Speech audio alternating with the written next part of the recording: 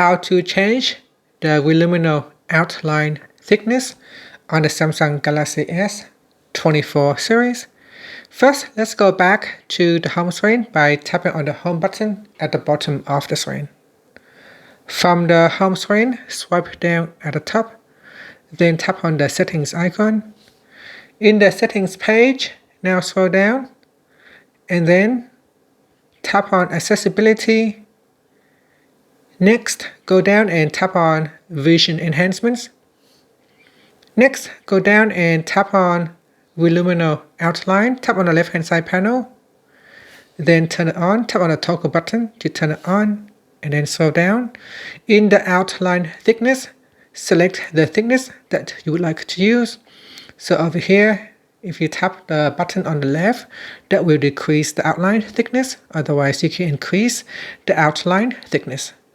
And that's it. After that, you can tap on the home button to go back to the home screen. Thank you for watching this video. Please like and subscribe to my channel for more videos.